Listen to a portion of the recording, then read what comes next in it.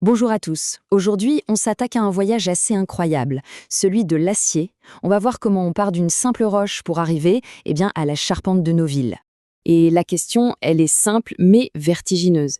Comment on fait pour transformer un caillou, un humble morceau de roche, en l'épine dorsale d'un gratte-ciel? C'est un processus qui mélange la force brute, vraiment, et une science d'une précision redoutable. Regardez ça. D'un côté, on a le point de départ, le minerai de fer tout droit sorti de la terre. Et de l'autre, le résultat final, une structure en acier propre, solide. Cette transformation, elle est littéralement au cœur de notre monde moderne. Allez, c'est parti, on plonge dedans. Alors, notre première étape nous emmène là où tout commence, au cœur brûlant des aciéries. C'est vraiment là, dans le feu et la chaleur intense, que l'acier va naître. En gros, pour faire de l'acier liquide, il y a deux grandes routes, deux chemins possibles. D'un côté, la méthode qu'on pourrait qualifier d'historique, celle de la filière fonte, et de l'autre, une approche plus moderne, plus axée sur le recyclage, la filière électrique. Ok, prenons la première voie la plus classique. C'est un vrai balai industriel. Étape 1, on prend du minerai de fer, du coke, c'est une sorte de charbon, et on chauffe tout ça à des températures folles dans un haut fourneau. Ce qu'on obtient, c'est de la fonte liquide. Mais attention, à l'étape 2, on voit bien que ce n'est pas encore de l'acier. Pourquoi? Parce qu'il y a beaucoup trop de carbone dedans. C'est là que la magie opère, à l'étape 3. On déplace cette fonte en fusion dans un convertisseur et là, on y souffle de l'oxygène pur. Et cet oxygène, à l'étape 4, va littéralement brûler les impuretés et surtout l'excès de carbone. Et voilà, on a notre acier. Et l'autre chemin alors? Eh bien, c'est celui du recyclage. C'est beaucoup plus direct. Au lieu de partir du minerai, on prend tout simplement de la vieille ferraille, de l'acier déjà utilisé, on met tout ça dans un four à arc électrique, imaginez des éclairs géants qui font fondre le métal, et hop, on obtient du nouvel acier. On lui donne une seconde vie. Bon, on a vu comment on fabrique l'acier. Maintenant, penchons-nous sur le pourquoi. Qu'est-ce qui fait que l'acier est, de l'acier et pas autre chose? La réponse est étonnamment simple et tient à un seul, tout petit ingrédient. Alors voilà, le fameux diagramme fer-carbone. Je sais, il peut faire un peu peur au premier abord, on dirait un truc super complexe. Mais en fait, il faut le voir comme le grand livre de recettes de l'ingénieur.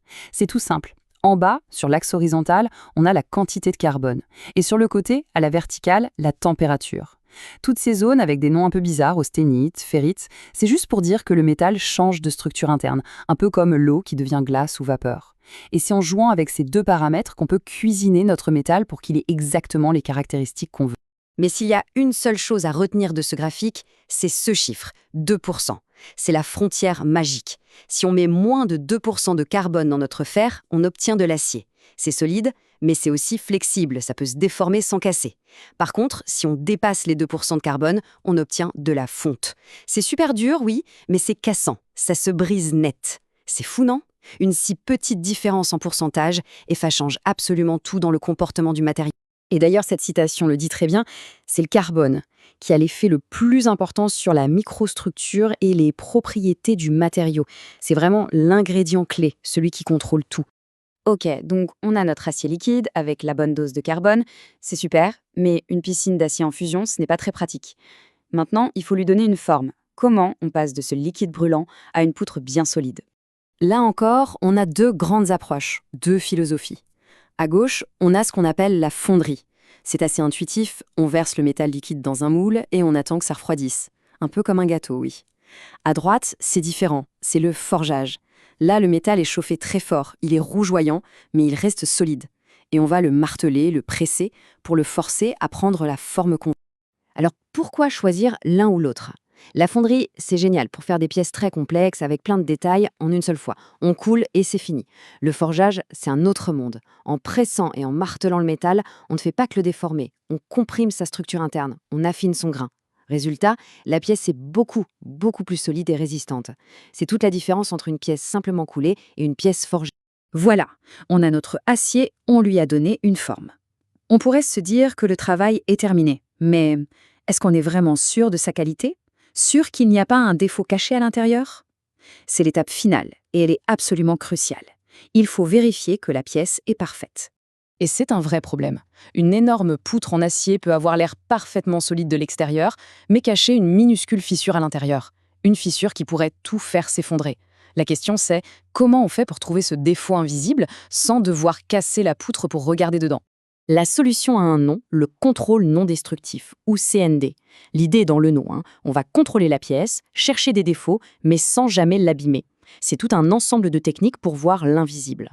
Et l'une des méthodes les plus utilisées, c'est le contrôle par ultrasons. Pour comprendre, c'est très simple. C'est exactement comme une échographie pour un futur bébé. Sauf qu'ici, le patient, c'est une pièce de métal. On va utiliser des ondes sonores pour créer une image de l'intérieur.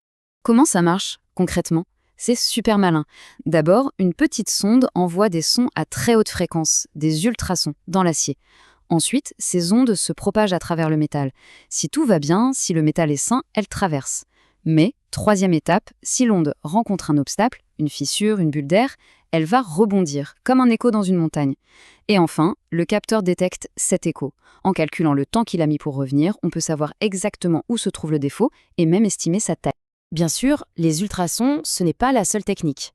Il y a aussi la radiographie industrielle, c'est littéralement une radio au rayon X, comme chez le médecin, mais pour une pièce en métal. Ou encore la thermographie infrarouge.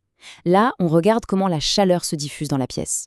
Un défaut à l'intérieur va créer une petite anomalie de température à la surface et une caméra spéciale peut le voir.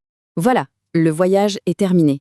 De la simple roche extraite de la terre jusqu'à la poutre parfaitement inspectée, l'histoire de l'acier, c'est une épopée d'ingénierie qui assure notre sécurité.